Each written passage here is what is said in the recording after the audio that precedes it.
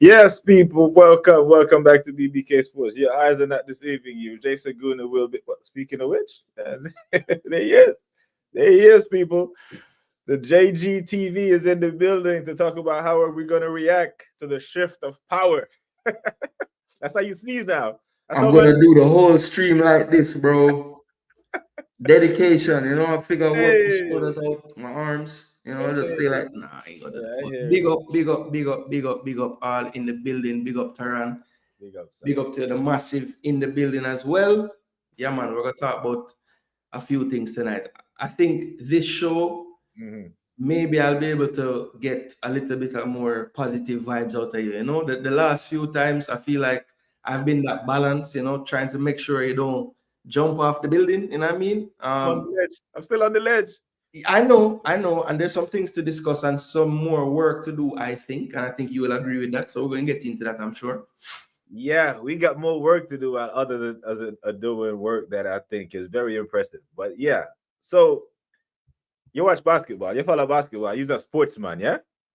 All right, so you remember what, 2016, 17 when Kevin Durant went to the Golden State Warriors, right? Hmm. And completely shift the balance of power in the NBA. And most basketball analysts say, hey, title done, NBA title done. And they were right. I get the same energy right now when I see Liverpool win the title, add Verts, add this, add that, and they're about to add what I believe is a world class striker, if not in the making. Concerns me, my brother. I'm concerned, afraid. How do we react to the balance of power being shifted in front of our eyes? Well, I think we have to look at it. Um, it was to be expected. Anybody that didn't think Liverpool was going to go mad this summer is crazy because they Really? went a whole summer. I mean, look, they went a This whole bad? summer, didn't spend any money. They didn't spend any money. They got Chiesa for like what? That's a I fact. don't know what it was. Not Pence, that much. Pence, yeah. Chip put, yeah. Not, Exactly. So in yeah. the grand scheme of things, they have a transfer window coming off of a championship, right? So Mm-hmm. that's obviously more in the coffers there to begin with, plus the net savings of not spending one whole summer. Mm-hmm. So when you really add it up, like, did they really overspend this year? They spent what a club of their ilk would spend every summer, about 2 to 250, and they did that twice because they didn't spend last summer. Yeah. So I don't think it's so crazy what they've been doing. Now, am I scared because of what they're doing? Absolutely. They're getting quality pretty much everywhere. The only player I would say that they have gotten this summer that's maybe a wash in terms of what they'll bring, and I think maybe you could argue they're losing something, is Mm. right back with Frimpong. And So, that's something that you'd have to argue. It's not obvious, yeah. right? So other than that, though, I think they've upgraded everywhere. I think Kirk is, while he's inexperienced at this type of level, you can see his ceiling is probably pretty much what Robertson was. If he Yeah. continues to play the way he's been playing, get in Liverpool system, he's gonna be crazy on that left side, right? Mm-hmm. Then you look at Isak. He's better than any striker they had. Rest sleep in peace to the legend Jota Right, and right. Nunes. You know what Nunes is. So that's an upgrade there, right? Mhm. Eketike, who they bought to be a striker as well. Basically, they're just replacing who they had. They had Jota and Nunes. Now they have Eketike and Isak, right? Then you look at Verts. To me, he's like a cheat code for them because where you think they're going to play Verts? Does he automatically go to the left wing? It Mm-mm. doesn't look like they're in any rush to sell Diaz. It Mm. doesn't look like they're in any rush to sell Gakpo. They're not going to sell Gakpo, right? So is he really there to play for Szoboszlai as a in the midfield, as a in the three of their midfield? He's kind of like that. I don't know where they're gonna put him, but either way, I know he's gonna be good because he's good. So they have done crazy business this summer for sure. And I think what we need to do as Arsenal fans is analyze and say, what I just did with their transfers, can we say the same for us? Oh no. Mm-mm. Nah. But all right. So you didn't tell any lies there, right? However, when I speak to Liverpool fans, Mr. Batterd and the Scans, Big Preach, and all the ones that come in my chat on a daily basis, And big up to Darren, by the way. Big up Darren. Big up my dude. When they're surprised. So when you say, are we surprised that Liverpool are moving the way? Yes, I am, because they are. They follow their club through and through, and they don't even expect this. They're more surprised at this than they are surprised that with them winning the title. Because going into last season, most of them picked Liverpool to come third behind us and City. Now, I'm like, bro, I didn't see none of this coming. And Verts, that's a great question you asked. Where's he going to play? I hate the question, but I love the question, because I like the fact that when Liverpool see a player, they go get him, bring him in, let the manager figure it out. But when he get linked to a player, where's this guy going to play? Where's that guy? They don't care. It's quality depth. Verts is what I call a luxury signing. He's a luxury signing, like the Gyokeres and Frimpong replacements for Trent. Then they add some depth somewhere else. But this guy is a luxury signing. Okay, let me ask you this, right? Do you think if Liverpool had signed Isak first, they waited for Isak and signed Isak, you think they go drop 79 M's on Ekitike? I think it's possible, because I think they want to offload Nunes, and I think they see him as Isak's foil. They also look, the one knock on Isak is what? How many games is he going to play out of 38? That's the only thing I think you can say about him, is like he's not the most durable player. So I think they know that as well. So they would rather get someone who they consider, obviously he's not a bagsman yet, but you see, when you see him play, it's like, yo, this dude could become something incredible. And I think it's perfect. Like, yeah, they might have spent a little more, but like I said, they had the bread to play with because of last summer. So that's why I think Liverpool fans, yes, your club may not be, you wouldn't think of Liverpool when you talk about spending. That's City, that's Chelsea, that's other teams. But when you really look at it, Liverpool spend the money when they want to spend the money. I mean, they spend the 80s and the 90s and whatever mills. I mean, they bought Nunes for 89, bro.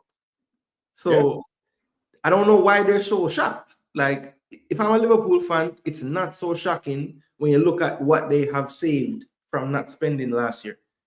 So I don't know. I don't know why why Liverpool fans would be so shocked. The only way you would be shocked is like you just can't believe you spent all the money, but it's not like you're overspending, is what I'm saying. Like, it's relative to not spending last season. They're shocked because Liverpool are about to break the transfer window twice in one window. Roman didn't even do this. And Roman had money to play with. Like, his money was this was money laundering in football, right? And he didn't even do this. Break the transfer window twice in one window from a position of first. I can understand Chelsea was spending trying to win the league. City was trying to spend to win the league. They're men are spending this having won the league. That's why that's a part of the shock. Yeah, but I think similar to the fans, deep down, Slat is like, yo, we ran it. Like, what we did last year is kind of inexplicable. No, we didn't. Yes, you're the manager of Liverpool. You're thinking we can win the league. I know you're thinking that. But at the same time, bro, there's no way they could have thought 6 games left, they're going to parties in Ibiza and stuff. Like, they could not have seen that coming. So I think you think he fluked? You think he's thinking, oh, we fluked this and we have to reinforce? Not necessarily fluked it, but he knows, like, we can't do what we did last year or have that same level of depth and all these things and expect it to happen again. I think it's just good forward thinking. Like, Arsenal would never do something like that. Win the league and go spend a lot of money. Like, never. That would never happen. Yeah, I know. Yeah, we would never, ever. Yeah, listen.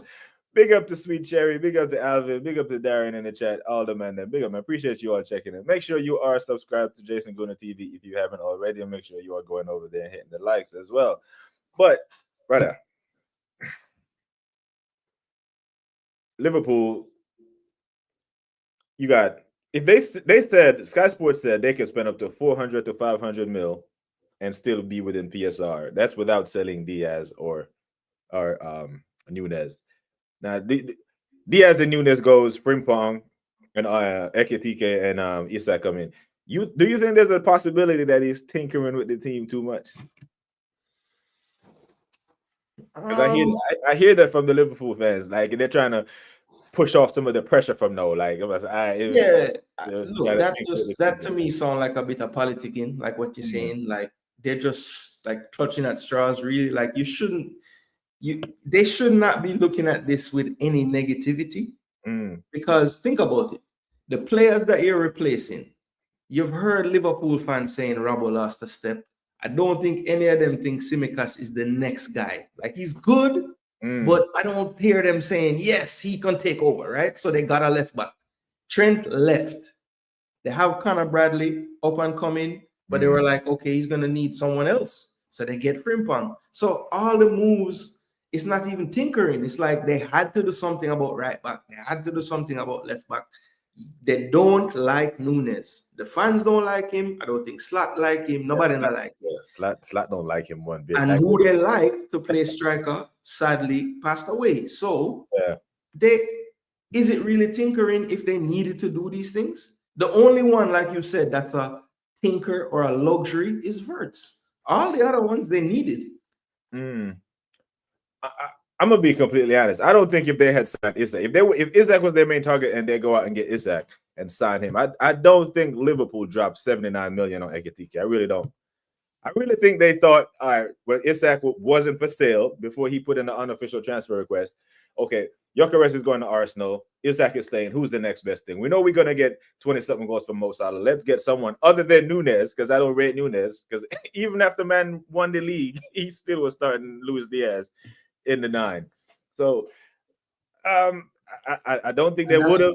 And the fact that they have the 79 million for Ekitike, and the minute Isak is up for sale, everybody's reporting that they're going in for him.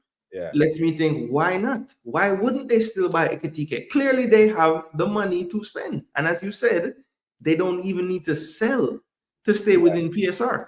Yeah. So why wouldn't they have gotten Ekitike after? That's what I'm saying. I don't think it matters with them. I think they always had a budget in mind, and they're spending it according to the damn budget they had. Yeah, I just the money that I don't know, man. I think they would have got someone else and allow Ekitike to go to somewhere else. Yeah, and then go get Rodrigo to play next to what's the name. But big up to Sheldon Johnson. Sheldon said Liverpool unsettled to Isak, but won't sign him. They already spent that bread on Ekeshite. That's deliberate. That's not a mistake. That is deliberate. Yeah, he know what he's doing there. But I don't think I don't agree.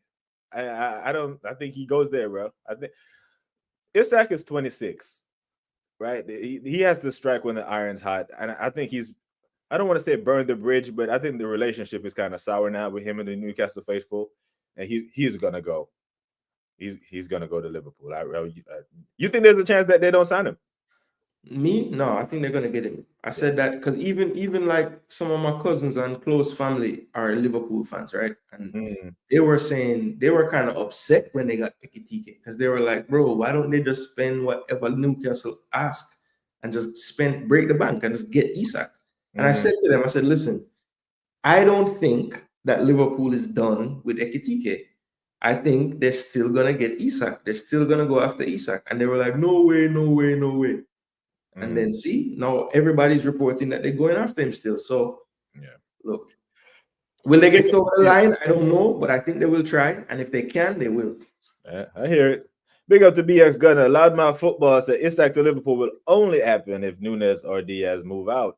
I don't think both of them need to move. I think they move one of them. I think if Nunes goes. Yeah, I think he said Nunes or Diaz. So he's just saying either one. Yeah. Meanwhile, Newcastle should sign Sesko quickly. Isak to Liverpool may happen towards the end. Nah, bro. I think they're gonna bring in Isak and force Nunes out because he won't play him. Right? In a World Cup year, he's gonna. If you stay here with the U21s training by itself type of thing. Yeah, he's gonna go, and it's a World Cup year. He knows he needs to go play football to get and them South Americans. The World Cup is a big thing for him. If Slot has to force him out, I think that's what he'll do because he has enough credit in the bank with the Liverpool faithful. Because not all Liverpool fans rate Nunes. Matter of fact, I think most of them wouldn't cry to see him go if the replacement, if the incoming is Isak. But all right, so that's what Liverpool are doing, right? Liverpool have reinforced. They got their striker, or gonna get their striker. We got ours. So now we need someone to get the ball to him, right? The number 10 shirt is vacant. Noise around Eze. I don't know how much of it I believe, right? This man said that man said this man said that man said. I don't know how much of it I believe, bro. Um, Rodrigo, I've read that Arsenal have formally withdrew all interest. So left wing is Madueke. Jesus. Yeah. So Eze comes to Arsenal. Is that enough? Well, you say okay, so first of all, from Mhm. what you just said, why do you not believe that we would go after SA right now? Why would we not? Yeah, like because you're saying you don't know how much you believe. Why is it unbelievable to you? Because we're Arsenal, bro. We always leave ourselves short in the window and go into the window short. I remember the times when our attack was flying, but we were leaking goals and we never fixed it. Now our defense is solid, and we need the attack strength, and we're not doing that. History is why I say it. History. And the thing is, we're not the only one that could use Eze right now. We're the only ones that Gyokeres wanted. I think Eze is more open. Like if Bayern Munich comes for him, he's open to go there. He'll go there. So with Eze, it could be a little more tricky. And from what I'm hearing is we're trying to play the release clause in installments less than what Palace is asking for. That concerns me. Yeah, so the latest news from like I'd say at least about 10 to 15 outlets is we are going to make a formal 60 million pound approach, which would satisfy the release clause. And apparently they want to add some add-ons and do like 30 up front and then 38 next year or something like that. Now, I don't know if Palace is okay with 30 million today and 38 next day, but from what I see, we spent about 200 mil right now. If Gyokeres goes through, which I think it will, 60 more mil, so 260. I think what did Arteta quote? He quoted a figure, like what we probably would spend this year in the summer. What was the figure? I want to say he said something like between 250 and 3. Okay. 250 and 3. And right now we're at 2. So we have 50 to 100 left to spend. Basically, based on what I remember him saying. Mm-hmm. So I look, based on that information, I feel like it's plausible that they could put in a bid. And maybe a part of why they're trying to do the 30s, they want to keep, another 70 or so to play with to get another player. That's my hope.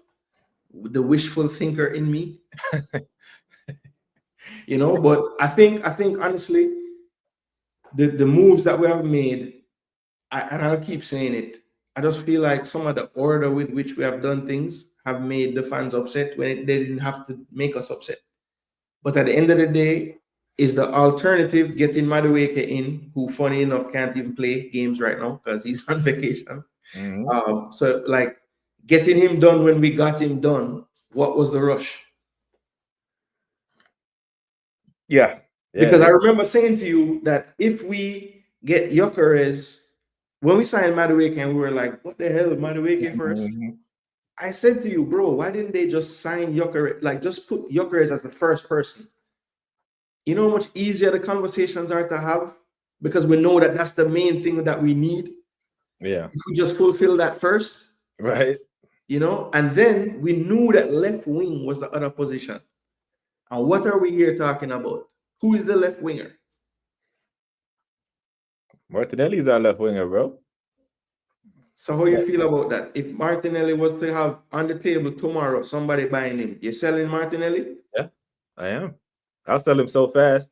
Because I So think Martinelli and Trossard for you, either one. Get a bid comes in, sell them. yeah, I'd sell them both if the money is right. But I don't think both of them go. I think Trossard will be the one to leave. I think Trossard end up at Fenerbahce this year. I think he really does go. I don't think he's gonna sit behind Martinelli and Madueke in a World Cup year when he wants to play for Belgium, because he's 30, 31. This is his last shot at Belgian glory. So I think one of them goes. But I'm not comfortable with Madueke as the starting left wing option. Not from what I've seen him do on the left side at Chelsea, which was absolutely nothing. You know, Eze is the must for me. For me, because right now So we are. If Eze comes, right? Mhm, You have said many times, Arteta has two sons in Arsenal's team. mhm. One of the sons, which I think this will be the death of him if he ever plays Havertz over Gyokeres, bro. You cannot justify it. There's no justification, right? But the other one is you put in the title of the video, the 14 sorted, now on to the 10. Mhm. So if Eze comes in, he's benching his captain's son. No, So Eze is going to be our left winger then. I think in a lot of in some games, okay, if you see a lineup, at Anfield, City at home, you see Eze in the 10, Odegaard in the 8, Zubimendi and or Rice in the 6. You be comfortable with that midfield Against City and Liverpool? Mhm. No, I would want the balance to be more Zubimendi, Rice, and Eze. So you want you to prefer two defensive players against City? Well, I mean, Because I believe the way to beat City is to attack them. that defensive thing. Yeah, Rice and Zubimendi are defensive players, or defensive-minded players. They're on attacking. Yeah, but I'm saying, who pops up more in the box for Arsenal out of midfield than any other player? Yeah, but who would create more for Arsenal in the midfield, Eze or Rice? That's what I'm saying. So you would rather have everybody creating, and when City is running at us with their midfielders, ain't nobody tackling? No, Like you can't have your cake and eat it, T. No, You can't just. I mean, what rather you us doing? attack City than invite City onto us, which is what you do when you play Bro, just because Rice and Zubimendi play doesn't mean we're not gonna attack. We're gonna attack it, but not enough. Like if you have the ball 60% of the time against City, I like your chances versus 40%. But why do you think if that midfield plays we can't possess? Rice and Zubimendi? Yeah, why? That dudes are ball retention players, bro. They don't lose the ball. Rice, Rice is actually better when he's breaking up play.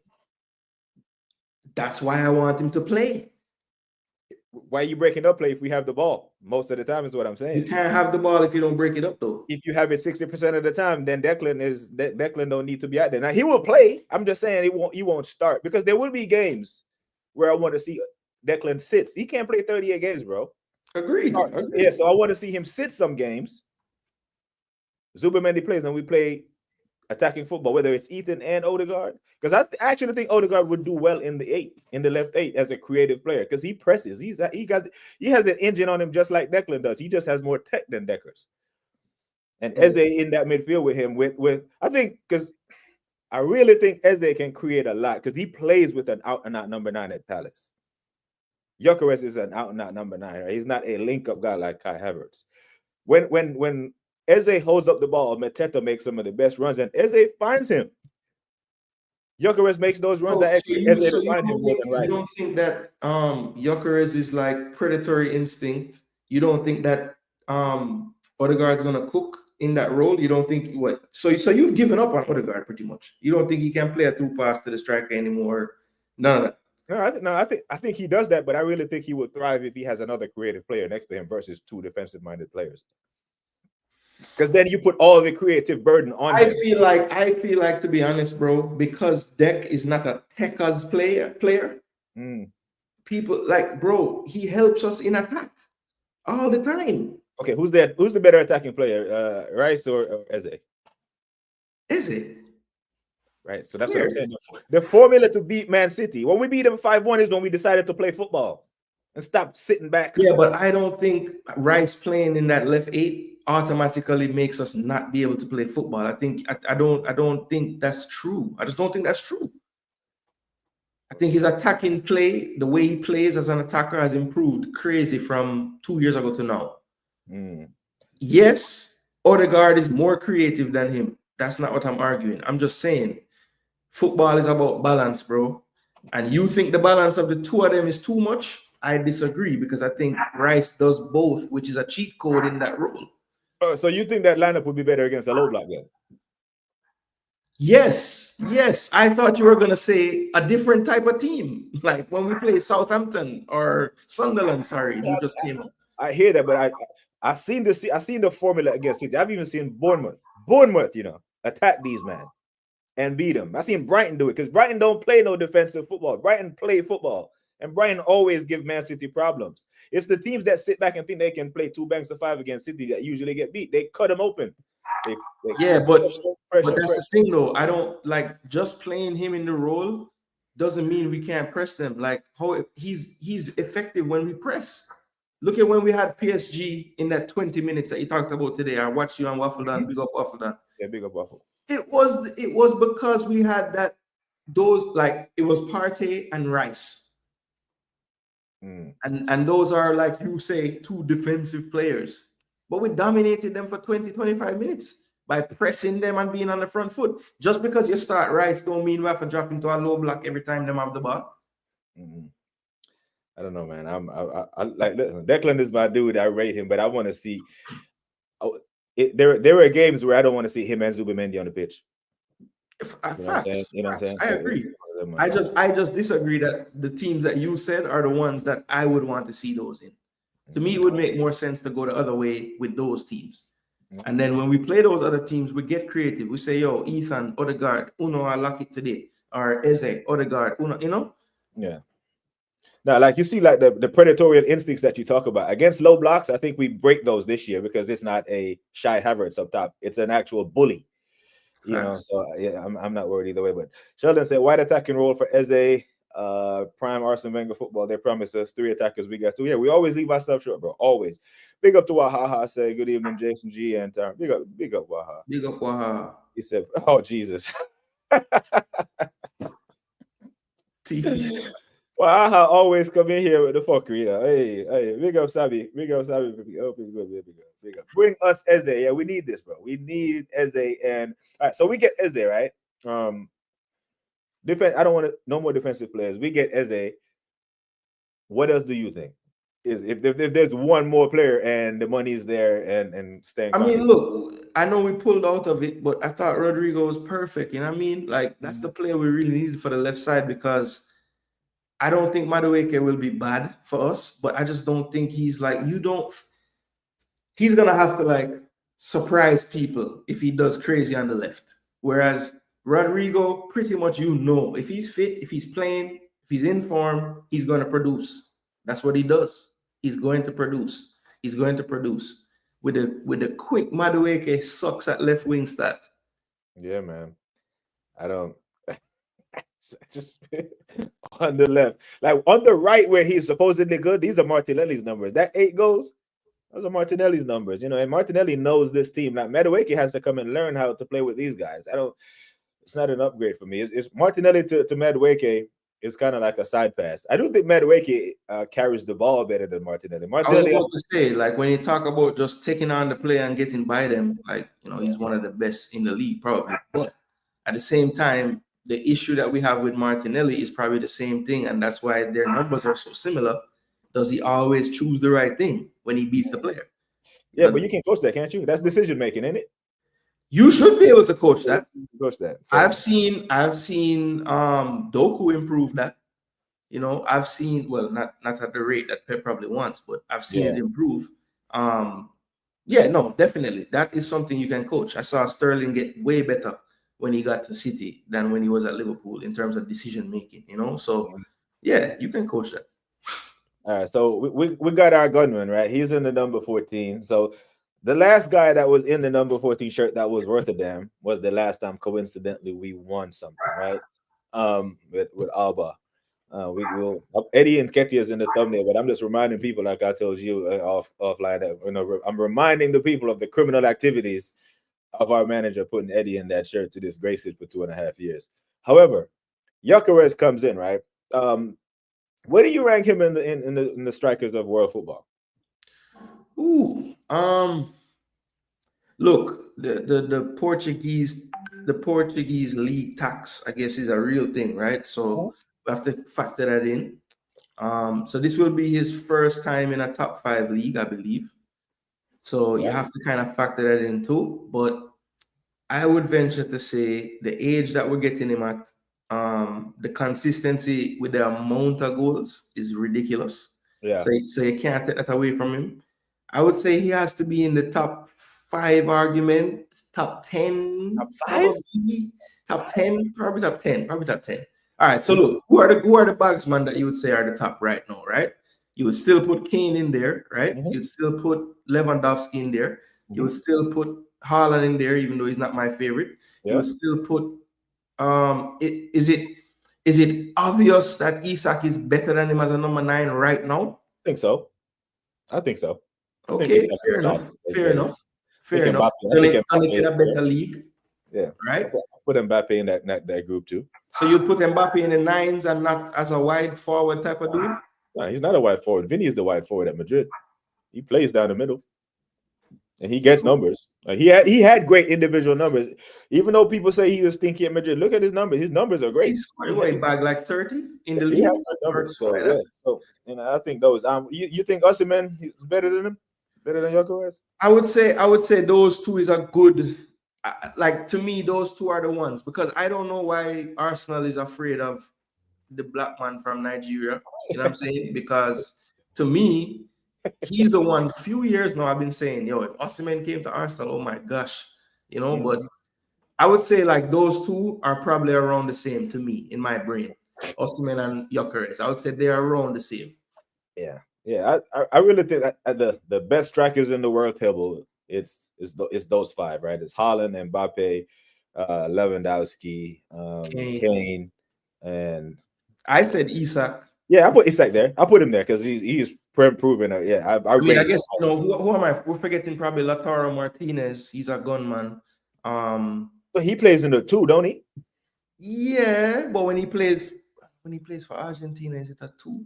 Yeah, I think he plays in the two, and um, is there Serie A tax? Is Who? Serie A? Is there Italian league tax? Because we've seen Lukaku bang in that league as well in the Italian True. league, and he comes to the True. Premier and act like brother, like he can't control the ball.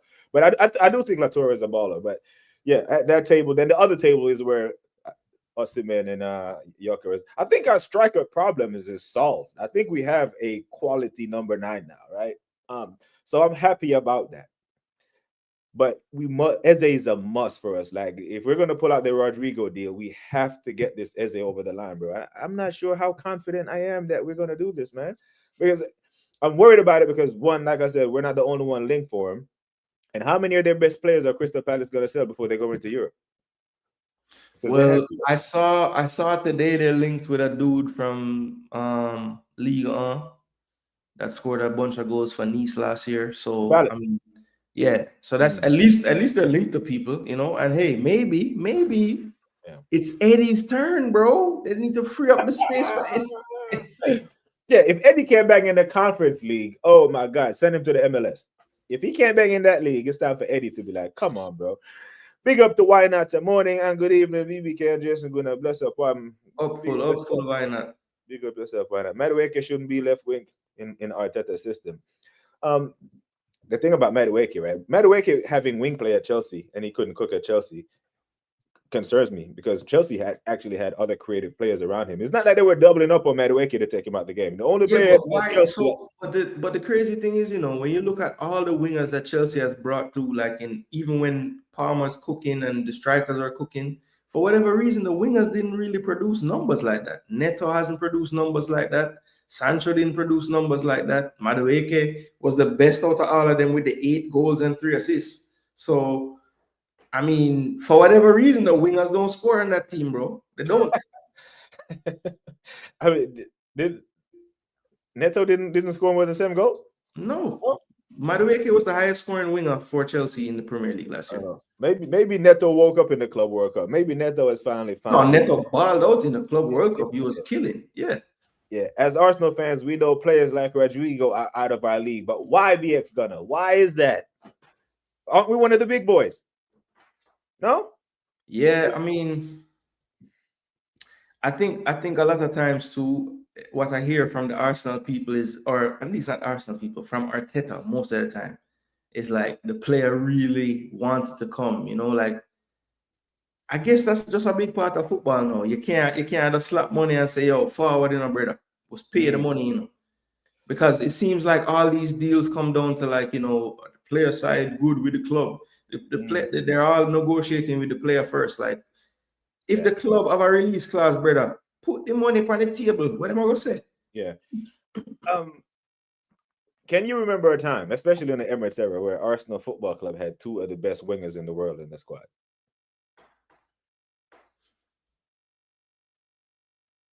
You see how hard you got to think about it? No, it's always been like, maybe one of them is like in the convo for best in the world or up there with them, and then the other guy is like, Arsenal's guy. So like, back when we had like Perez, Arsenal fans know Lundberg is a legend. Yeah. But in world class talk, he never really got to that talk. Now Perez did. He had a couple seasons where he was the man, like clearly one of the best. But you're right, it's always one or the other type of thing. And the Rodrigo thing, I think, fixes that, because if Rodrigo comes to Arsenal, all of a sudden we have two of the best wingers in world football, because you can't name five without getting to Saka, and I'm damn sure you can't on the other side. You can't name another 5 or 6 without getting to Rodrigo. I think that solves a lot of problems for us. And that right there, this morning I'm saying I expect Gyokeres to give us 18 to 22. We get that type of wing play, I'm putting more onus on us. Are you going to mine? You're going to 25 like me? Yeah, I'm going up to 25, 30. Like the standards are raised now. You're gonna get a lot of chances because both those guys get by their men with ease, right? To be honest, the one Martinelli, as much as I beat him, enough time the man put the ball across the box and Havertz on the day, Yeah, because he's out. Yeah, brother. So imagine, like, maybe Martinelli cooks if he's the one over there. You know what I'm saying? Because just having a guy that's a little more aware and not as clumsy, and that's gonna make so much of a difference for some of those attacks, man. I'm telling you. The thing with Martinelli, he's easy to scout. If you're a defensive coach, one trick. Yeah, force him down this side, he'll kick the ball and chase after it and kick it out of bounds. Big up Sheldon. I don't think Madueke will be our starting left winger. He will be an option, but our next signing, whoever, will be first choice. Brother? But that's why I asked you if Eze, do you think in Arteta system, he would have fling Eze on the left wing? Oh, I want Eze to do Eze things. I know what you want him to do, but we're dealing with Arteta, boss. You have to think about everything, Yeah, so as a manager, right, you play to players' strengths. Do you think Oliver Glasner was playing to his strengths at Palace? Yeah, because he had the 2-10 system behind the damn striker. So okay, so that's another thing, right? Yeah. How about Arteta use his brain and say, listen, you see, in this game, let's tweak the front three. Play my two players as Like, imagine Waneri and Eze behind Gyokeres for a game. Like, that's how we playing. And we actually play like, Ben White on the right back and Skelly on the left back, and we tell them, uno keep the width. Yeah. Why not? Would he ever do that? He just plays the same 4-3-3 every time. So I don't know. I hear it, but why not? We're talking about number 9s, not just goal scorers. We're talking about strictly number 9s. And no Salah. Salah, That's why I was fighting out Mbappe even, because I'm like, but he don't really play like a striker. He played through the middle. He doesn't. He likes to drift. Like, he don't ever touch the ball with his back to goal ever. Like, he just run after the ball. So I don't know. Yes, he plays striker, so you have to put him in there. Yeah, I mean, he leads the line for Madrid. He has a tendency to drift left, but he also leads the line for France with a tendency to drift left. Yeah, so it is what it is. Arsenal missed the boat for Isak in 2022. He joined Benzema and Draxler. Yeah, right. In the linked category. It's a long list of players that we missed the boat. And we finally not only signed a striker, but an exceptional, clinical one at that. Yeah, I do think striker problem solved. If Eze solves our creativity problems, then we're going into the season with, well, I believe, a good squad, but it has a hole in it. Because right now, if Liverpool gets Isak, Ekatike, can you find a weakness in their squad somewhere? Like, from your vantage point, you look at their squad, do you see a weakness in it? I mean, depth at centre back, maybe. That's the problem. And I have to go to depth. I can't really say like any other people starting, you know. Mm, Depth at center back and maybe depth in central midfield, yeah. you know, like for the deeper positions. Mm. But And other make than that, those no. wingers. Wingers can switch easily, in my opinion. And I think Arteta thinks this way. BX Gunner, I really think he does. So if Madueke starts on the left and in the 70th minute, whatever, Saka gets off and he goes over to the other side of Martinelli and or Trossard comes in, so Saka can get some rest, I'm calm because we all agree that Saka needs to get some relief in those legs. I hear it. Arsenal are heavyweights, but not elite heavyweights. So we're in that 220. So That we're 220. cruiserweights. Yeah. Then Oh no, he said we heavyweights. All right, so yeah, we so we heavyweights. Yeah. small. Yeah, you know you have the clown trying to manage the team. He feels he's bigger than the players, the player repellent that you then you realize. Yeah, but um earlier when you touched on Havertz, right? Like what justification he's you did a watch along, right? For the Yes. game. Most he took off some of the guys at halftime, 45 minutes. Then he took off the rest of the guys at 66 minutes. Why do you think he played Havertz 79 minutes? Why do you think Havertz was the only player that played so long? So one theory, one theory is yours, which I Mhm. heard you say that like he cooked in the first game that we didn't see, so he wanted the fans to see him score a goal, right? Yeah. Another theory, if you want to just try to find a footballing reason, right? Maybe he has two left wingers that he wanted to play, Trossard and Martinelli. One played the first half, Trossard came on. At the senior team level, there's really only Trossard as the other striker, unless you are going to play Marino as a striker, which I don't think we'll see that again, Yeah, I don't want right? to see. So really and truly, there was two strikers on the team that were probably going to play, Trossard and Havertz. And the fact that Trossard came on at halftime for Martinelli, didn't play Martinelli longer than halftime. Maybe that's why he stuck around in the middle so long. But then again, when Reese could have come on with Trossard at halftime and just played 45 minutes and Trossard through the middle for 45 minutes. So, you know, if I find a footballing reason, I would only say because Havertz and Trossard were the only two strikers and Trossard came on at left wing at halftime. Yeah. That's the only thing that makes sense to me. Or, like you said, he's just trying to build up his confidence more before going into the season. Yeah. I know you said to justify saying, listen, the man is on fire. I cannot start the new guy who don't know my team yet. You know? Yeah, because if he bags a brace in the first half, I think he takes him out earlier and preserves that performance. I really do. He's going to preserve that performance. And then on Sunday, he's going to start him against Newcastle and hope that he bangs again. And if he bangs again, then he plays against Tottenham, builds the case. That way, August 17th, you know, it's SMH walking out. You know, it's Kai Havertz and Madueke walking out at Old Trafford. I don't want to see that. But even with that, I still think we have enough to beat Man United in it. SMH. Yeah, Damn. SMH. That's right. You get ready for the memes.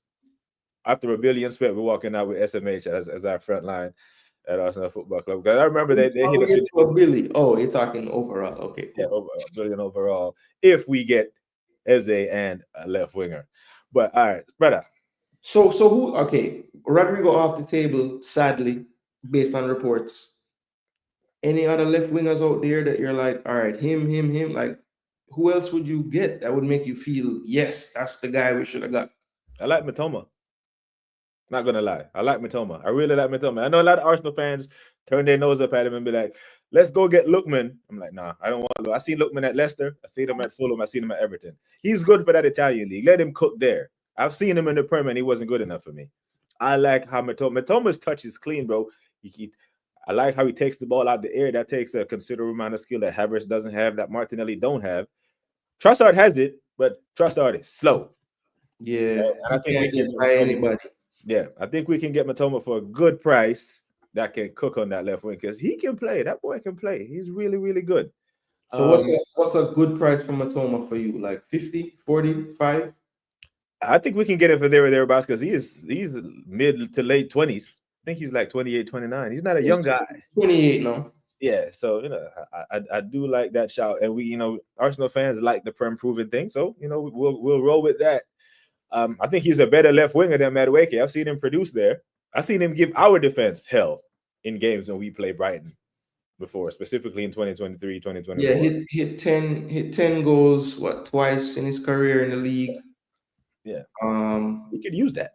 We could use that 10. We get 10 from each winger and 25 from our striker. That's damn near half of what we scored last year as a team. And I need more from Odegaard. I can't get 3 goals from the attacking starting 10 from I just need like 20 assists if you're gonna give me 3 goals. That's all. Well, he gave us 8 last year, 3 goals, 8 assists. And I'm hearing he was injured and all this other stuff. I'm like, brother, if you don't play him, that something was wrong with him, man. His whole face looked crazy. You don't remember that? Man, like he was ill or something, bro. For real. If he's hurt, you can play hurt. Just don't play injured. And you're gonna get hurt playing football. As long as you're not injured and require surgery like Ben White, and manager still keeps playing you, I don't have a problem. You're gonna get a niggle here and there, but overall, right, our transfer window. What do you rate it so far? I say probably C plus-ish. 7 out of 10 somewhere. Like, just good, but not quite enough to make me say yes. Like, I think we are at least, like, to make it a 10, we need the 2 players that we've been talking about, a number 10 and a left winger that makes the damn thing better. Someone sent me this today. I thought it was interesting. Depth, right? Kepa, Norgard, Mascara, Madueke, depth, yeah. Mhm. Those guys are not sure starters. Madueke might start a game here and there, but most of these guys won't be starting many games. Zubimendi replaced TP5 and addition Gyokeres.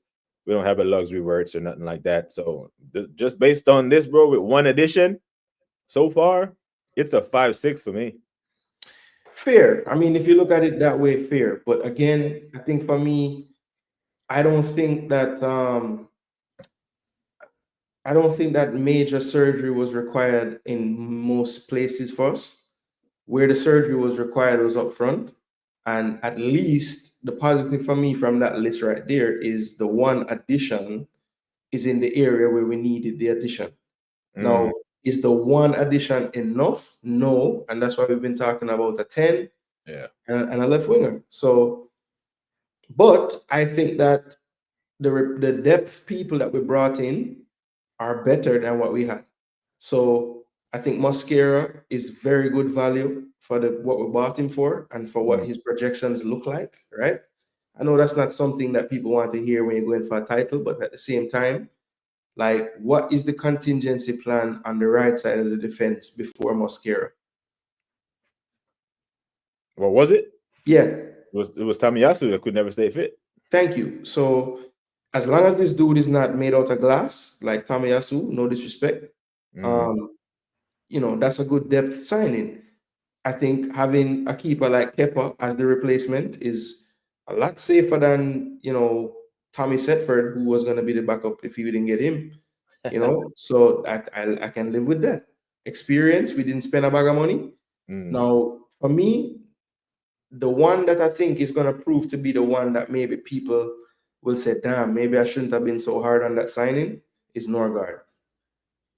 I saw the man play 45 minutes, bro. And I know it was a preseason against AC Milan, blah, blah, blah. But I think when you see him playing with the Arsenal team, you're going to say, because I remember, when we signed him, you were beating me, and saying, yo, what is this? And Brentford, and why are we not going for Baliba? Why are we not going for this guy and that guy and this guy? And I'm like, bro, that will prove. The reason why I like Norgard signing, I am here saying we're going to spend the 60 mil on Eze. You think because we save money on a guy like Norgard, Prem proven, started every game for Brentford pretty much. You know what I'm saying? In a team that is not bad. Brentford ain't a bad Premier League team. Bro, they finished 17th last year. Yeah, but that was after. That's a bad Premier League team. I'm saying, have they finished 17th every year before that? No, they finished 17th last year, bro. That's a bad Premier League team. But That's like they're punching their weight. They're punching any worse, their they would weight. have been relegated. Arsenal are heavyweights and Chelsea are heavyweights. They're like bantam weights, bro. Like, they're not supposed to be in the top 10, but they're in the league still. They ain't got relegated, bro. You think Norgard had more quality than Jorginho? Not quality, but for what we need that position to do, he's better because he can actually move. Jorginho can't move, bro. Our problem with Norgard is that he was 31 and just had to re-sign with Brentford before we came for him. 31. That he would never kick a Champions League ball unless Arsenal came in for him. Chelsea right now are trying to get rid of Tosin. Right, the guy that they got from Fulham. Wouldn't you try to? Right, but he was 28, a free agent at Fulham. But that's what I was telling Chelsea fans last year. Bro, he is not good. That's why he is 28 and he's about to leave Fulham on a free. This guy was 31 at Brentford. And he was a free agent. No, Brentford had to re-sign him because no one else would. But they freaking re-signed him, didn't they? Because it's Brentford. I'm saying he has a contract. It's not like Tosin was a free agent he was a free agent from 31, right? At 31, Jorginho's name at 31 was on a Ballon d'Or list. Short list. So you're saying we should have re-signed Jorginho? No, I'm saying if we should sign someone with the Jorginho quality or better. I don't think Norgard is Jorginho quality or better. I think he's better than him right now than Jorginho was last year. Okay, I mean, right now. No, all right. So yeah, Kepa. I'm not even. I think Kepa showed. If we're going into a cup competition in a penalty shootout, I want Kepa over Raya in it. So I'm not terribly perturbed about Kepa being our backup goalkeeper. The Norgard one, I don't know. This Mascara guy. You remember the last? Huh? I'm going to remember this. Yeah. Make sure you remember it if it don't go in your favor now. Absolutely. Okay. You remember the last defender we signed from Valencia? What is it? You remember the last defender we signed from Valencia? I got PTSD from that club, Yeah. Oh, Gabi Paulista? No, it was Mustafi. Possibly the worst center back in the history of Arsenal football. Then we got the Brazilian dude after him, but yeah, I mean that's the one that you're gonna remember because he's like the worst. But the other guy wasn't that much better anyway. Yeah, well, this guy is 20 and he should have an upside. With Eze, I rated at 8.59, and with Rodrigo, it'd be a 10 in it. It would be like we plugged every hole. Maybe not a 10, maybe an 8, 9 because we still got some outgoings. But I'm not holding Bertha accountable for none of these shit contracts that we can't get rid of, like Zinchenko on third choice left back on a bag of money. I'm not holding Bertha accountable. By the way, how much bags we put Madueke on? Do you know? From what I'm hearing, he's on a similar salary. From what I'm hearing, it's 45, 50, 55. So that's a good thing. Good. That's good. That's Bertha. That's Bertha life. Yeah, so I don't think Bertha wanted him, but Bertha probably made a compromise with Arteta. But okay, if you want this guy, well, we're not going to prime here with money. If he's willing to come here and earn the same money, I can hear it. But yeah.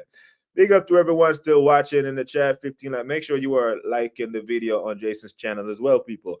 Arteta is a weird man. He is so steadfast on which footedness. What don't say? He wants his position on. Oh, okay, I got you. Like left-footed eights and all that. Yeah, until he finds a Chelsea reject or makes a signing that needed coaching.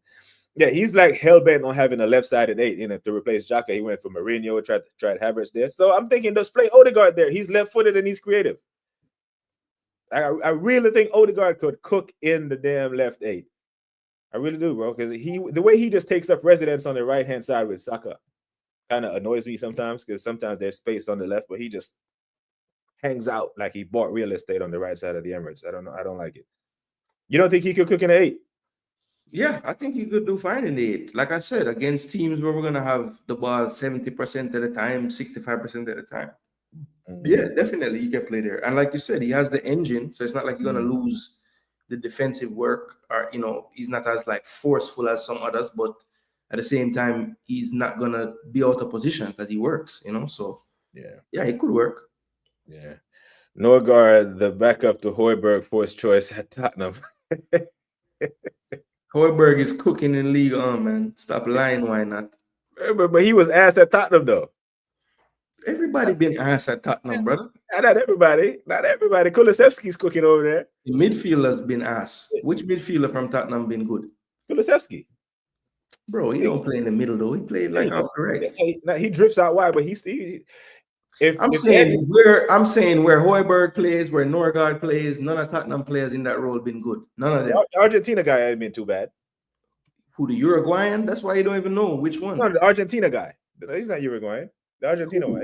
He's from Argentina, ain't he? Bentancur? He's Argentina. No, he's from Uruguay, brother. That's what I'm telling you. None of them been that good. You don't even know the countries they play. What don't help why not point here, man. This is a shit point.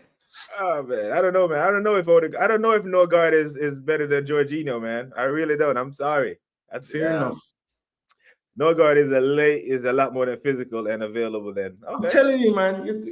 You man's just hating on Brentford's players or something. I don't know why.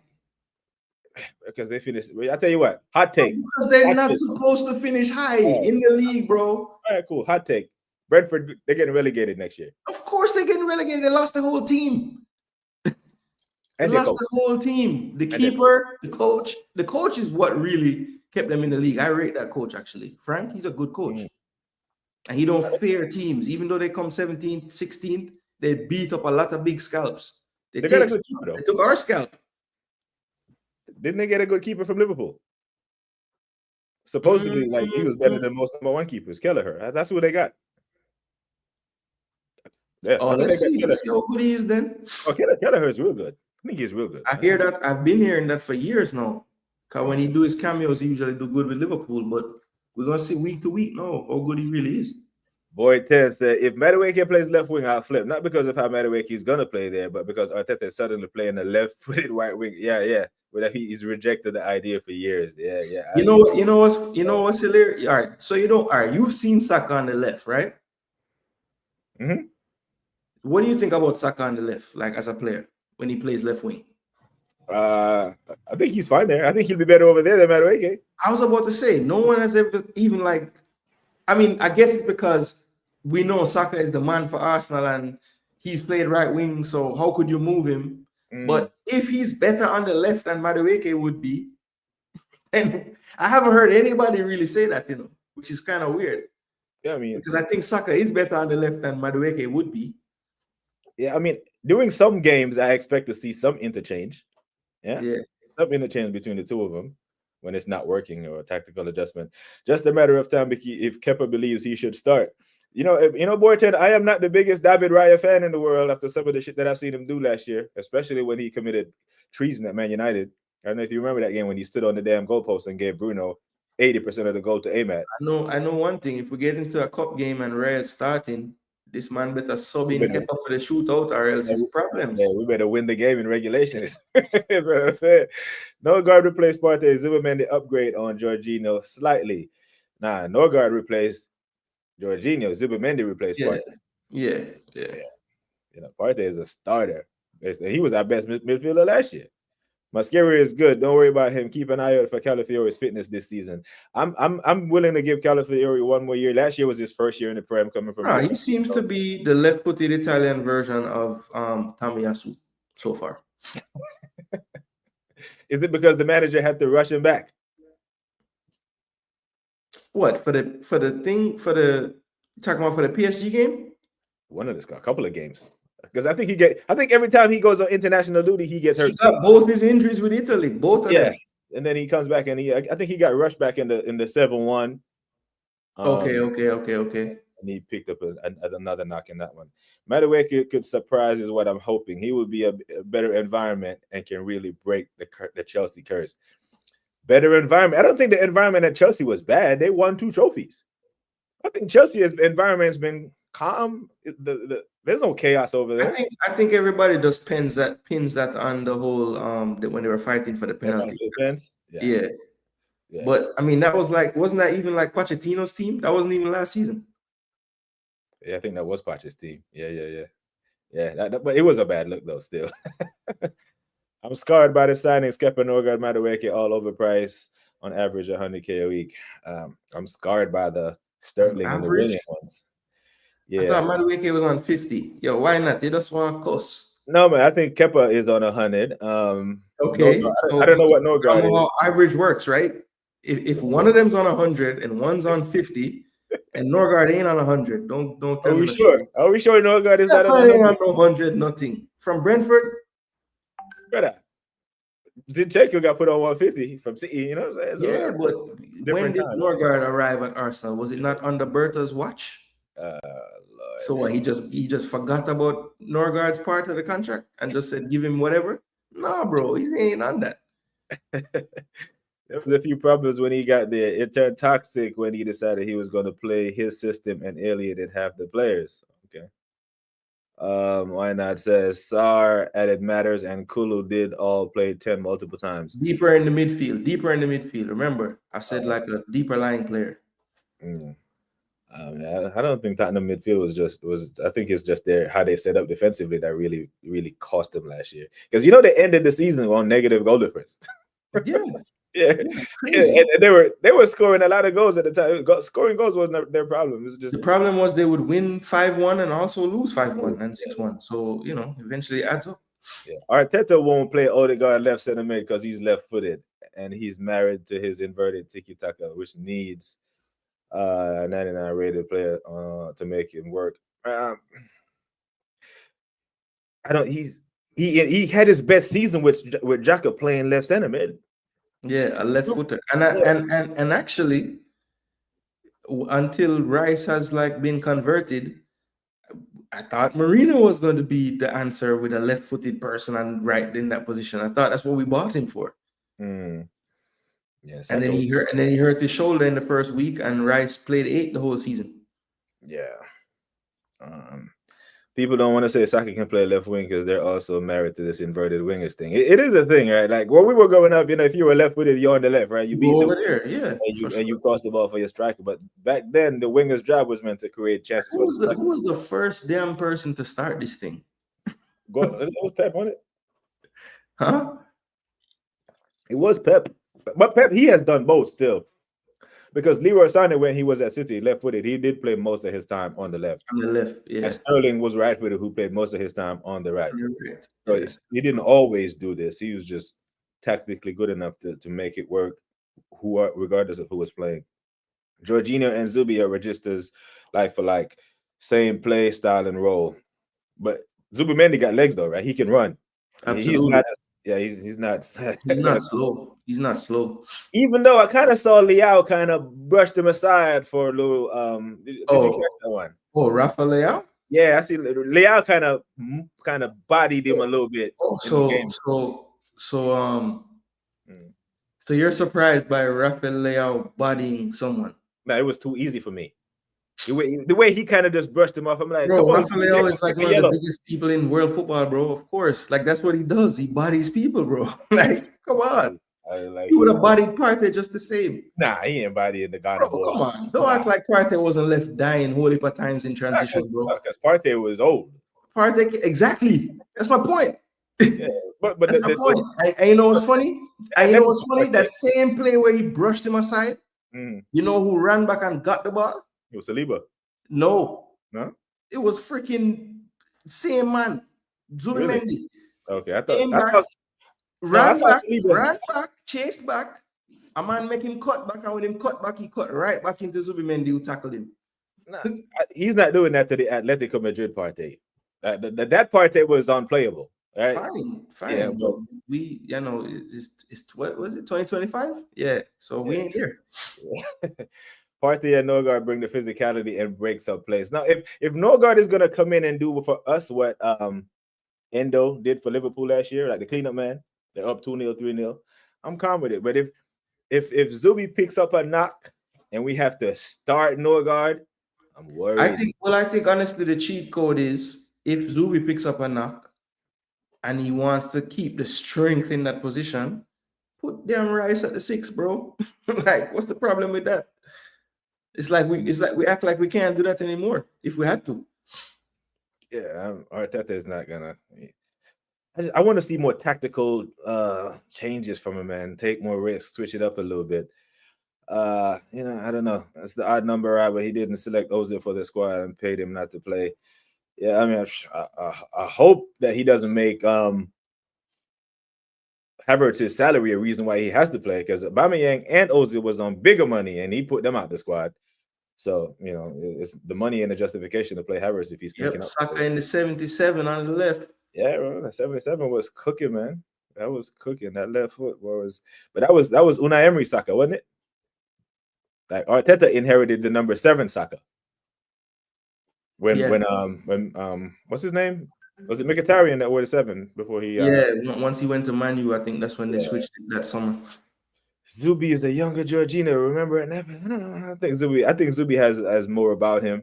Zubimendi covers the ground better. I think in possession he's similar because Jorginho underrated like defense breaking passer, and I think Zubi is also in that regard underrated because I was ready to see sideways football from him, and the man was going forward damn near every time, like trying to connect with people ahead of him.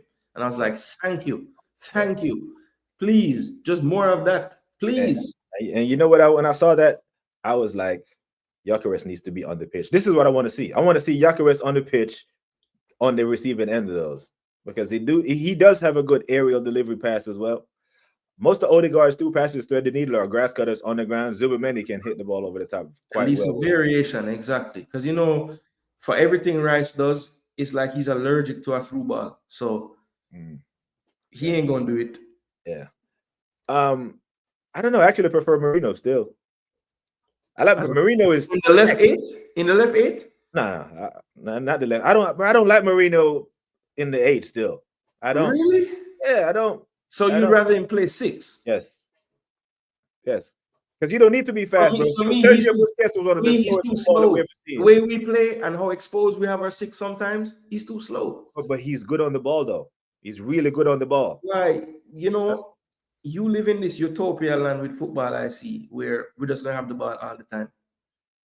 Now, when we do have it, we need players who are good with it at their feet. Okay, so fine. When we do have it, right? So when we're playing a game where we have the ball more, where you think territorially our 6 is gonna be compared to the rest of our midfield? Higher up the pitch. Right. So when they get the ball and transition, what we're gonna need in the 6? Bro, we have the best defense in the league 2 years running. I'm not worried about that. You worry about that if your defense is shit. Bro, I'm saying if one of the reasons why is because we're able to have players in the midfield that can help with the that's the only way teams that are worse than us break on us and do anything. When they transition and counter on us, we were able to limit that a lot more last year with some of the personnel that we had on the field. Yes, it made other things not click, but I think that was more a byproduct of not having the horses to change things in games. So now we have more depth. Hopefully, when this ain't working, this man on the sideline can say, okay, let's try option B, let's try option C, and he don't have to stop at C. He can go to D and E and F. You know what I'm saying? But I don't think like I agree with you. The defense is not the problem, but at the same time, we have to keep the things that made it that the defense wasn't the problem. We can't take those things away. No, you know what we conceded the fewest amount of goals last year, not because we got caught in transition a whole lot. We conceded goals because we would go up 1-0 and decide to sit back and invite pressure over an extended period of time. And even then, the best defense in the world is gonna. I can agree with you there. Too often we would play a certain way, and then when we got the goal, it's like we forgot that we were playing a certain way, and we just got into this shell type of thing. I don't know, but I think again that comes down to coach not trusting options. The people on the field are jaded. They're doing the same thing over and over when they get the ball. And he didn't want to change it. Him don't trust one area. Him don't trust this. Him don't trust that. Hopefully with these signings coming in and people, options there, him will damn trust the people. Yeah. What advantage does having the best defense in the league give you? If you have the best defense, what advantage do you have? You pretty much have it. I think we're dependent on it too much. I think the main advantage you have is knowing if we score a goal, we have a damn good chance of winning the game. And because our defense is good, I think he rested on that too often. He would say, okay, we got the goal. Blow the whistle, ref, 90 minutes, 1-0. No, you have to play the rest of the freaking game. You know what I'm saying? So that's where we messed up. Like the same thing that would seem a positive we figured out a way to make it a negative because we rested on the defense too much when we took a lead in games. If I got the best defense in football at the highest level, I'm using that to my advantage and I'm going to attack because I know our defense can stop you. So I really think we need to attack teams more. We don't need to. You have the best defense in the world. I'm not going to show it off by inviting pressure onto us. No, I want to attack you. Big up to Ned Sports Talk. Next up, Sports Talk. They do content, yeah? With a name like man, that. Big up Francis, man. Big up every time, bro. So why not? Or any other of the mods, if you can put next up Sports Talk link in the chat so that people can subscribe to Next Up Sports Talk. Big up to you, bro. My Sports World said I think it may be more 4-2-3 anyways. So the 2 is Zubimendi and Rice. That would be good because then some of that stuff we see with Odegaard and Saka holding hands wouldn't happen as much. He would be more central, kind of a little closer to the striker instead of being so far to the right. Yeah. Big up to Mr. Battered, Liverpool extraordinaire. Understand if Partey stayed, Zubimendi would have benched him. Partey stayed because he had more legs than Jorginho. And before it was pure football, and I was saying, I would actually agree with that, Sheldon. Yeah, 100%. If Partey had become the Jorginho, I would have been calm. Yeah. If we just converted him to the option off the bench, the League Cup and smaller, yeah. But the fact that is now Norgard, who I've never seen play in a possession retention team. And Brentford were a counter-attacking team, bro. That's why Mbeumo was able to score 20 goals. When he got the ball, he had acres of space to run into because they were a low block team. Maybe that's you say you want change. Maybe that's the change he's going to, bro. We're going to counter-attack now. In my opinion, Madueke is on 160 to 1. Nah, hell nah, why not? In my opinion. There's no way. That would be criminal. That would be absolute criminal. No, we can't do that. We can't be putting no Chelsea reject on that one, man. Do we not learn? No guard for the late game sub. Shut it down. Yeah, the Endo roll. Come in, shut up shop. But hopefully that those games are 3. Hopefully it's not 1-0 though. Hopefully it's like 3-0. Go kill off the game, man. Go kill off the game. Those are some good moves. Nobody will get in the way of you guys finishing. Number one of the best trolls out there, bro. Yeah, he's a Liverpool fan. He better be with that type of chest. He better be. He best be with that type of chest. Rob, tell us what the business is. I don't remember which team Rob Smith support. Rob, which team you support for real? I don't remember. Yeah. It looks like Mourinho that was signed with the express purpose of convincing Zubimendi to sign too. Hey, you know what's funny about that whole convincing and Real Sociedad and Arsenal link? When you look at all the players that have been through there that are in the Premier League now, we have the one we don't have the one that's the best. Right. We don't have Isak. We have Marino, we have Odegaard, we have Zubimendi. Hey, we should, like, we've seen Chelsea hijack deals. We've seen these men hijack deals. We should have hijacked that deal and go get Isak. I don't think too many Arsenal fans would be like, "Oh shit, I feel bad for Gyokeres." We'll be like, "Hey, we're getting the best." Bro, they both play for Sweden. The same thing. Yeah. Well, and maybe we get Wenger's 4-4-2 reborn. Yeah, I agree with needing a left back. Skelly inverts in to go further up. Gabriel got his hamstrings retached. I have PTSD from left backs, so no left backs for like 3 more seasons, please. Yeah, I actually think we will. I don't know if it's because Mr. Battered, our defense wasn't miles ahead of Liverpool's, but based on the matrix of goals conceded and big chances, it was the best, but it was miles better. No, and honestly, the gap in like goals conceded really started to get big once they won the trophy. Yeah. Like they conceded like 3 goals, 4 goals. Like they started conceding a bag of goals because they were on vacation. You know what I mean? Yeah. Big up to TKA. Hope you are good, my bro. Best defense starts up top with good pressure. Odegaard. Moss rates Odegaard highly, hey, Martin, rise. It's time for you to rise. BBK, I'm with your point. Attack teams now. Yeah, attack, especially the ones that don't like to be attacked, like Man City. They don't like to be attacked, bro. When you attack them, man, we saw Al Hilal attack him, and you see how uncomfortable they look in the Club World Cup. They like to dominate you and cut you with 1,000 passes. You let them man get uncomfortable. Bernardo Silva don't like to defend. None of them. They like to have the ball coming at you. That's why I want Eze to start in those games. To keep the ball away from him. Frustrate the shit out of him. Arteta is more loyal to the 4-3 than Pep. He wants Zimmerman to be a lone six. You think he's a lone six? That's where he thrives, eh? Yeah, I Or mean that's where he's played. When he plays for Spain, he plays like that. So Sociedad had the same type of system with a lone six and 2 8s or 8 and a 10 type of thing. mm, our defenses always show up, but the offense has been improved. So now time to attack teams. Yeah, gotta attack them, bro. I want us to don't. You score against Man City, you pick the ball out the net, you run back to the halfway line, you put it down, so you let's go again. We're ready for a second goal. Make Man City look like, damn, these men are on it. You know what I'm saying? These men are ready to fist us up 5-1 again. Because they're coming for us. We embarrassed them last year. They remember that. That was Yeah, their biggest loss. yeah, I'm sure they can't wait for this game. Yeah. So speaking of Gabriel's hamstring and all that, Stay humble, huh? yeah, they're gonna be running at him. I can't wait to see Gyokeres debut, even if it's in preseason. Big up And to actually, Michael. on this point from Michael, I did read today that Arteta, as long as they can sign everything tomorrow, would not be against giving him a shock debut against Newcastle. Nah, But I'm like, bro, that doesn't even make sense because Arteta is not gonna, he's gonna have to, I don't know, he's gonna have to train. So I don't see that happening. I think more realistic would be the Spurs game. Yeah, I don't see that one bit. Counter-attacking football would mean Odegaard would have to play the ball into spaces for the attackers to run onto. I think Gyokeres would love that. I think Gyokeres would love to be with the ball played into when he's running onto the ball, facing goal. I think he would have to do it. Big up to Sean. Hope you're good, bro. As they will bench Odegaard eventually if we are real. If Gyokeres comes in and benches Havertz, as they comes in and benches Odegaard, I'm calm. That means in the cup games when we have a run out and Odegaard comes out and play against Preston and we beat him 3-4-5-0, we have to make a cup final this year, bro. We have to. The Wembley needs to see Arsenal because we're good at Wembley. We don't really lose there a lot.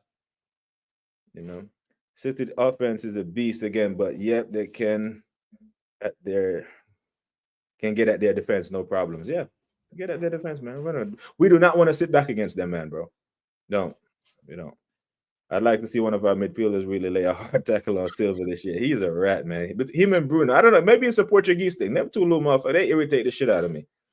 They get away with kicking man all game long, and in the 86th minute, they finally pull a man shirt on a breakaway and get a yellow. Then, you book him in the fucking first half, and then they can't pull man back. Yeah, I think like players sometimes, as long as they kind of get away with those challenges some of the times, you know what I mean? As long as they don't play for Arsenal, basically. You're right. Even Rodri, bro. I see Rodri commit fouls all game long and don't get booked.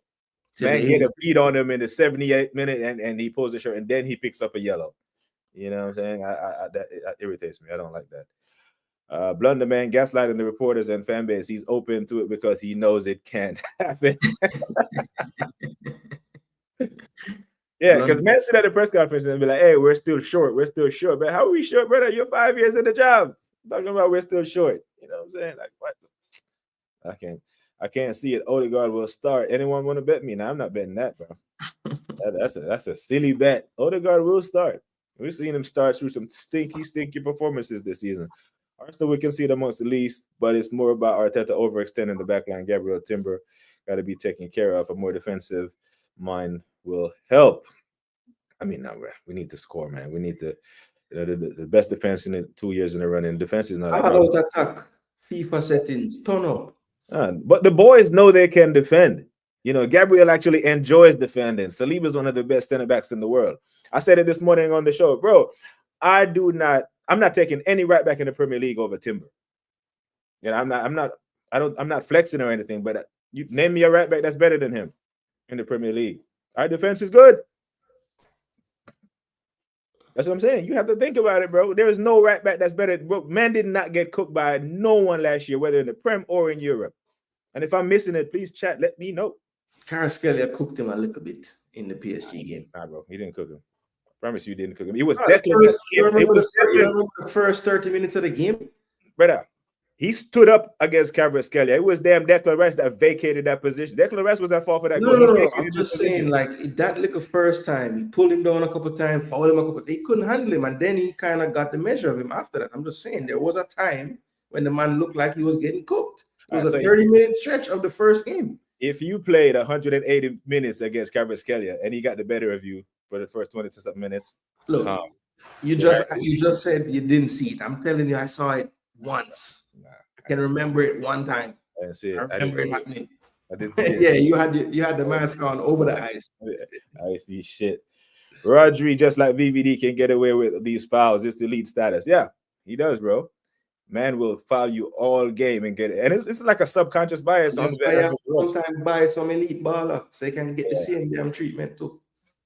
I believe Odegaard will play better than Zubi, but will still get benched in my opinion if he comes on, says Sean. I don't know. Odegaard has to be damn near injured or drop a 0 out of 10 for Arteta to pull him out the firing line. Because in the first game against PSG, that Timber supposedly got cooked. Odegaard was stinky in that game. Ethan came on in 5 minutes and created a chance for Martinelli that he kicked out the stadium. If we remember that one. I think there's currently no better defensive right back than Timber. Offensively, Akima is better. Yeah, that's what I said in the Prem, TK. I said in the Prem. I said there's no Premier League right back that I'm taking over Timber right now. And I don't usually flex any Arsenal player, but this one, I will. Timber is class, bro. Going forward, he is fearless. Paul Scholes was the master of the attacker stacker, breaking up attacks with a foul and getting away with it. But yeah, we know how that went, especially against us. Also, Timber with injections against PSG, he could even. Well, yeah, he said that in his interview. So expect him to get benched first day in the season. So Arteta don't like that. So Ben White will start. Timber was top, no doubt. Livermore second, maybe. It's a distant second too. Distant. There has to be adequate rotation at right back between White and Timber. Facts. Bro, so I've seen Arteta put Ben White at right back, puts Timber over by left back while he has Skelly, Tierney, and Calafiori on the bench. Like he does shit like that. That. Be like, bro, you know what? That's like you have the ball and you dribble it all the way to me to give me a 2-yard pass. Bro, just pass the damn ball. Do the simple thing. I don't get it. Kvaratskhelia and Yad Neves made that PSG team really come together, and Vitinha too really hit high levels. Yeah, PSG did their thing. Big up all the people watching still. Big up the float management. Best up just now. Big up yourself. Bless float. Bless Jargons. Bless up. Question for you both. Would you give up Eze to buy a pure winger like Leao or Rodrigo? Greedy me? No, I would not give up Eze to buy a pure winger like Leao or Rodrigo. I think we do need more bodies attacking wise. We need another creative type player that can do something out of the ordinary on the ball. So yeah, that's why I would say no. I would. If you were telling me I could only get, well, you didn't ask that. You said, would you give up Eze? So no, I would not give up Eze to buy a pure winger. Yeah. Me neither. You know why? Because if we're going to be, when I'm asked either or when the player don't play the same position, I'll be like, get both of them. If we have a need for both, this is kind of like the Eze on the Rodrigo one. Like if we're going to be Arsenal, we're going to have our big boy pants on. You get both of them. If the question is Leao or Rodrigo, then it's a fair question. But Eze or Rodrigo, Eze, put him in the number 10 shirt, and you go get Rodrigo or Leao. Leao should be up for grabs now, bro. AC Milan did not. Where they finished? They said Dex was tapping him up at the game, bro. Bruh. Man, them finished. They don't have. If Champions League football is as important to these men as they say it is going into a World Cup year, Arsenal should ask the question. At least I think Allegri knows it. That's why he put in the armband on him in preseason. Every video you watch of AC Milan training, the man is talking in his ear, trying to, you are my guy, bro. Please. He knows it, bro. He knows it. Yeah. Big up to everyone watching still. Big up to Jagars, people. Big up to every single one of you. Make sure you are hitting the likes on both channels. Consider subscribing if you haven't already. If White is fit and as good as form as 22-23, we'd have the best 2 right backs in the league. Fair shout. Fair. White was excellent that year for real. Yeah, he was. Do you expect to see more crosses in the box with a pursuit of a number 9 fox in the box like Gyokeres? I expect to see more through balls. Down the middle. I mean, Arsenal crosses the ball a lot as it is, If you really check the stats of Arsenal. Yeah, we do, but we have the ability to turn teams over. Right? We when we turn teams over. What I don't like is when we turn teams over, we let them get back into shape. Like Yeah. Odegaard, Zubimendi. Whenever we turn teams over, I want to see. Watch Erling Haaland when he's playing, bro. How he just turned. He's just bouncing, waits on the ball to get turned over, then he takes off. That's what I want to see us do. Turn teams over, play the ball through quickly before the defense has a chance to set. As a defensive player, bro, I do not like number nines running at me. Yep. Only Akima at right back, but yeah. And that to me is why, I don't think Havertz would ever be the number 9 that I would want. Mm-hmm. He don't run at people. He don't run. When the last time he run past someone with the ball at his foot? One, he can't dribble. He can't dribble enough. He can't dribble the ball. He can't carry the ball to do that. And I've never seen him score a goal outside the box for us or Chelsea. I've never seen him score a goal outside the 18. Never. And I know this year, Gyokeres will score at least 2-3 goals outside the box. Pick up the ball, look up, bang. Kick the ball with some confidence. Put your laces on it. What we need is Eze and Rodrigo, but I'm happy with Eze and Nusa. He's a baller. Everyone hype him in Norway, hype him up. Nusa already got bought. All we're missing is a new manager, says BX Gunner. Yeah, that would be probably the biggest signing of the summer. Love me some Nusa, Norway. Yeah, I'm gonna have to go check out this Nusa. He destroyed Azuri, not expensive, and plays both wings, playmaker. I gotta ask you the question. He just went to Leipzig last year, so I don't know. I've seen him linked to places though, so maybe. Okay. I like the guy from Switzerland, Endoy, but I think he just got bought by someone. Oh, okay. So we agree that Liverpool are the favorites to run it back, yeah? Yeah, I think based on what they did in the offseason, based on them winning it last year, yes, I would say they are the favorites. Yes, I was asked. I said I think Arsenal are a wild card, for lack of better words. I think we're a wild card for the title. I don't think we're as close as people think. I actually think I was asked the question. You think City is closer to Liverpool than us? It's a tough one, because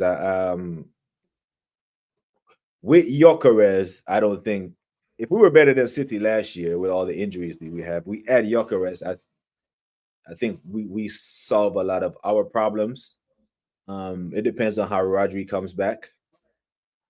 The reason why I say us as a wild card is I can see us finishing second, and I can see us having a slugfest for fourth or fifth if it goes tits up quickly.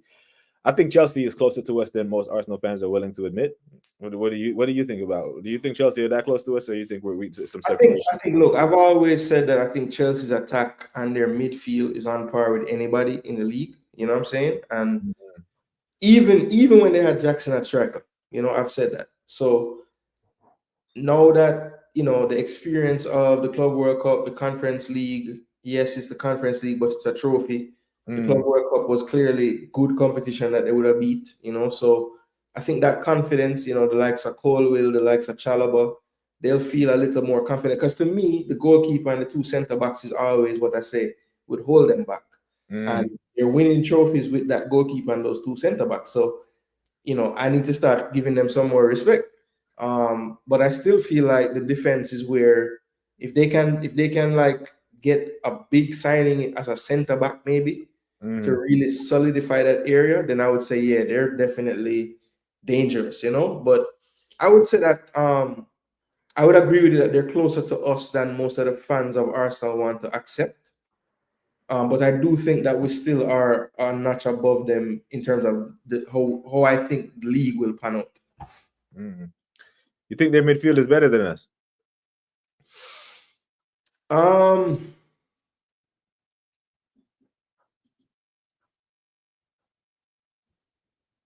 Enzo, Caicedo, Palmer, or Lavia for depth. Enzo, Caicedo, Palmer. Odegaard, Rice, Zubi. Well, yeah, currently no Eze. I would have to give Chelsea the edge in midfield. I think Liverpool midfield is better than us. I love Gravenberch. I'm a Dutch guy, so I love Gravenberch. McAllister, I've always liked him from even Brighton. And Soboslai stepped up. So, even if you want to take out Soboslai and say add inverts to it, yeah, I think Liverpool's midfield is probably better than ours. You think City midfield is better than ours?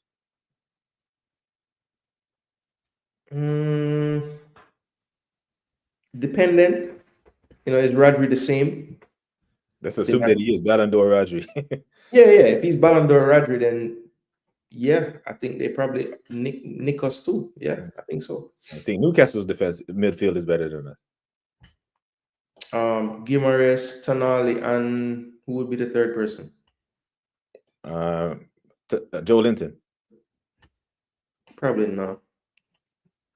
Okay. So at best we have the fourth best midfield. Because you rate ours higher than Tottenham, yeah? For sure. Yeah. So with the fourth best midfield, the best defense, and an attack. I think where's the attack? Yeah. So our attack is still missing a third of it, right? Right wing, calm. Down the middle, calm. It's the left wing where Yeah. So let's. Okay. So is our attack worse than Liverpool's currently? Ekitike, Salah, and Gakpo. Yes, it is. All right. Is our attack worse than Haaland, Savinho, Doku? Yes. Yes, it is. All right. Is our attack worse than who's the other people up there? Chelsea. So that's who? Neto, João Pedro, and I guess Estevao. Yeah, Estevao, or bro, they got this they got Broja on their books. Yeah, they got So I'd say we probably have a better attack than Chelsea right now, or no? Front three. Yeah, I say we do. I say we do. I said we got a better attack than Chelsea, but I do rate João Pedro though. Yeah, I rate him highly as well. And with all their creative flow last year and how good Chelsea was going for, we still scored more goals than them. So yeah, we add Gyokeres. I think we have we get Eze. Our midfield is better. So if we get Eze, he's starting three or and that's why earlier, remember I was talking and you guys were kind of I was giving a little pushback on the like Eze now because I kind of feel like yes, I want Eze, but to me the left wing is more important. Because even if we get Eze, we're still going into the season with Martinelli Trossard. Yeah, fair. And go on. Is Nwaneri ready to take on a starting role in the 10 for Arsenal? One way to find out. So you think if Nwaneri does that immediately weaken us? No. I think Nwaneri has proven that he belongs in the Premier League last year with the limited minutes that he got. And I don't think he played a lot of minutes with the remember, we need to get away from the C. We need to get to W. So is Nwaneri right now the W bringing us W's in that role? Bro, he scored more goals than Odegaard in a fraction of the minutes. Okay, so you'd be okay if miraculously to start the season, Nwaneri is our starting 10. I wouldn't complain, no. I would not complain because the way he is fearless and direct. I was watching the game and people were messaging me saying, bro, our captain should be ashamed of himself because they were referencing him versus the 15-year-old who was getting the ball and was running. Max Norman. Yeah. I was like, bro, how is this kid doing this when our captain is always on the ground? I think Ethan did prove that he belonged. So if he did it last year with 800 minutes, don't hold him back. Imagine if they held Lamine Yamal back at La Masia because they were well. So and that's my point. That's my point about the Eze thing that I was making to you guys today. Like I love Eze as a player. I love him. But if we have Odegaard, Eze, and Nwaneri, when the hell does Nwaneri play? Because we know he's gonna play Odegaard over Nwaneri. We know this. So when is he gonna play? Hey, you get $15.6 million a year to figure it out. No, I'm telling you when he's gonna play. Never. Surely he has spoken to the manager about this before he re-signed his contract. Surely. Yeah, but the, because the he was. the window and what happens in the window, he has to know that we're still buying players and we're still buying center attacking midfield. You told me we need to sort the 10. Yeah. Well, we No. have So, Ethan right there. Isn't yeah. he sorting the 10? No, but Ethan might be young, but he's still a professional that understands the business of football. That there are always going to be competition for places at the top levels of football. So surely he understands that. So he knows that he's not going to be guaranteed a starting. Even McAllister that we were arguing about that's world class this morning and what or not. He If might if be on the Wor- bench.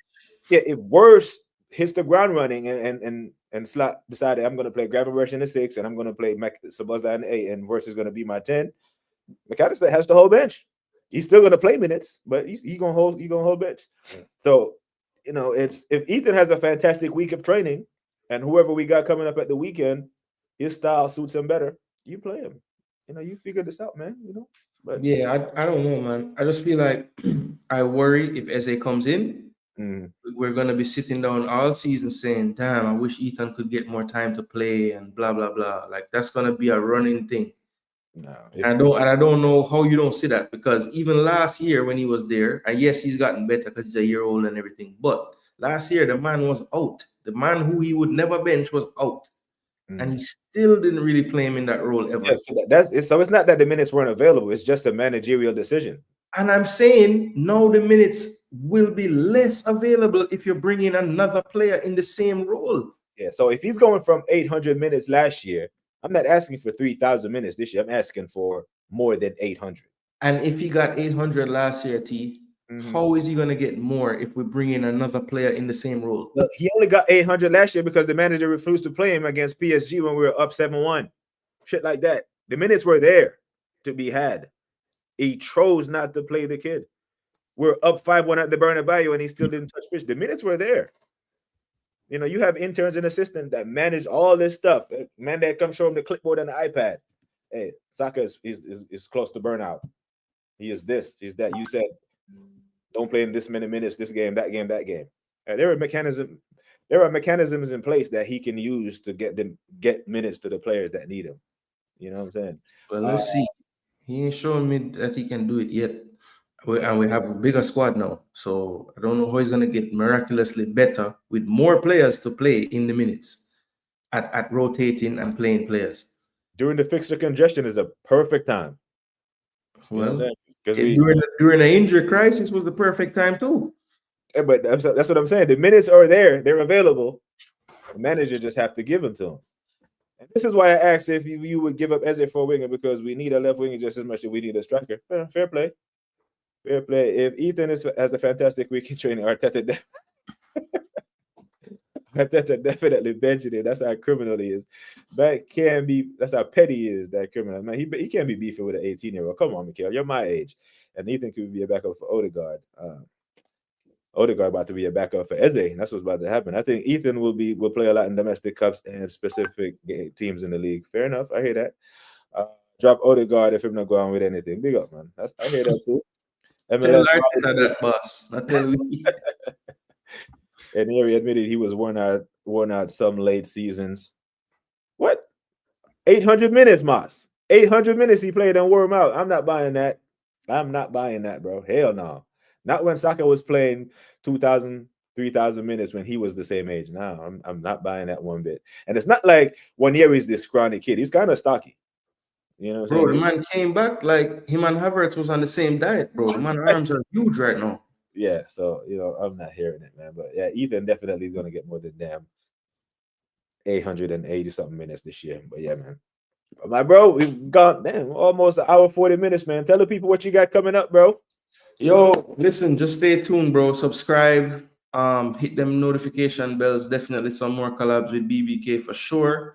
Once we can set the timing, Yes, but yeah, just look out, people. A lot going on Premier League, coming into the season. I always give you the weekly preview and review shows, so look out for those.